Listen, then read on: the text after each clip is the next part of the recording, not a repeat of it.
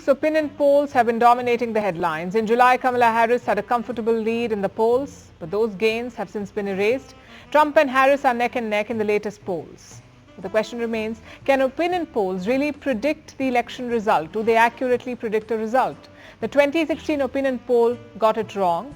The 2020 opinion poll was off in its predictions. Will the 2024 opinion poll get it right?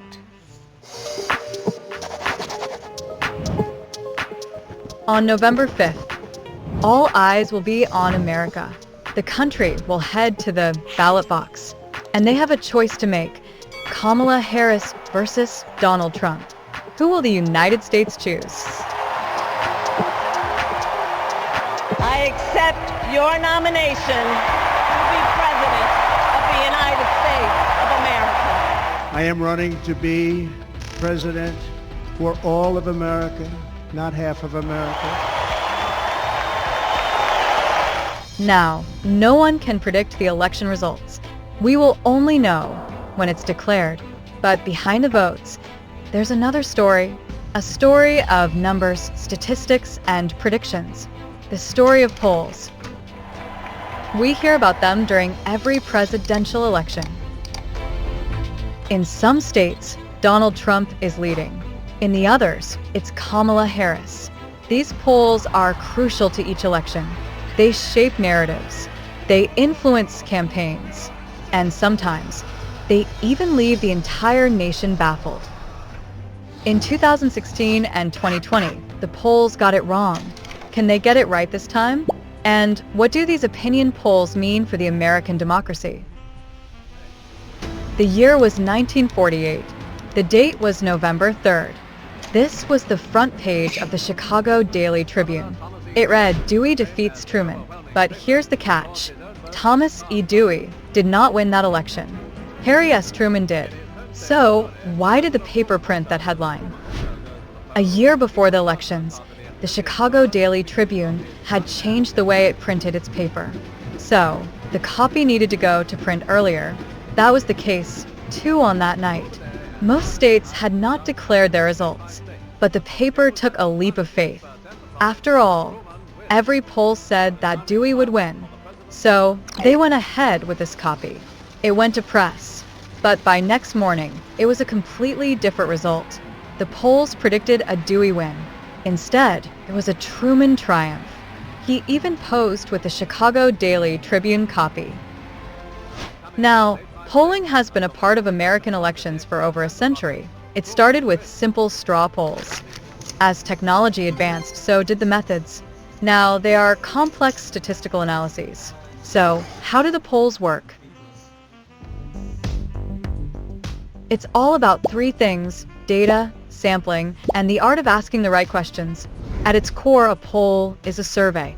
It's a way to measure the opinions of a specific group, but in a country as large and diverse as the United States, it's impossible to ask everyone. So, pollsters rely on sampling. Age, gender, race, location. These are all factors that are considered before building a sample. Then, there are the methods. How do you contact the sample group? Pollsters use landlines, cell phones, and online surveys. Each method has its advantages and drawbacks. More importantly, each one can influence the outcome of the poll. For example, imagine it's an online survey. Chances are the answers will come from a younger generation. Also, chances are they will be more educated. So, pollsters must keep that in mind. Once the data is collected, it's analyzed. It is then adjusted for various factors like non-response bias, which occurs when survey participants either can't or won't respond to a survey question. Finally, it is presented to the public as the polls that we see. So it's a science, but one with inherent uncertainties. Take 1980, for example. Jimmy Carter versus Ronald Reagan. Polls predicted a close race. However, Reagan won by a landslide. So, why did the polls go wrong? It's the voter sentiment in the end. Reagan performed well in the presidential debate that was held a week before the election. It convinced many undecided voters. They ended up voting for him. And the polls completely missed this. Then there's 2000. George W. Bush versus Al Gore. Many polls predicted an Al Gore win. Now, while Gore did win the popular vote, the outcome depended on the Electoral College. Polls underestimated that. It did not take into consideration the razor-thin margins in key states. So it was a blot on the reputation of polls. But 2016 really changed the game. It's when America woke up to how wrong these polls could be. Polls predicted an overwhelming victory for Hillary Clinton. Yet on election night, Donald Trump emerged as the 45th president of the United States. So what went wrong? Well, there are several factors at play. The first was the underestimation of Trump's support in key battleground states. Pollsters missed crucial pockets of voters.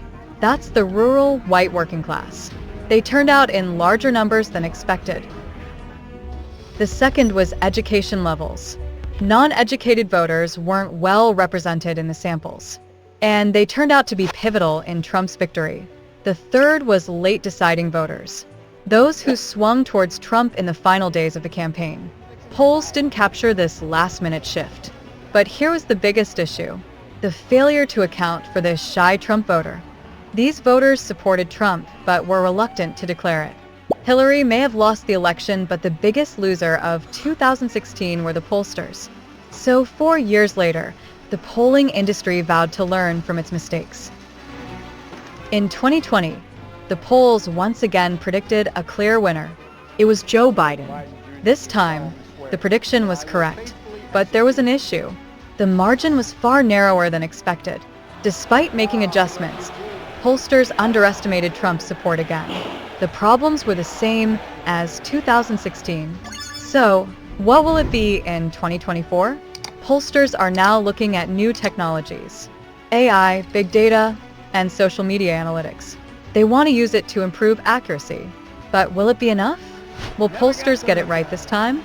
Or will they be wrong for the third time? Whatever the answer is, one thing is clear: polls will remain a critical part of the presidential elections, but they are not infallible.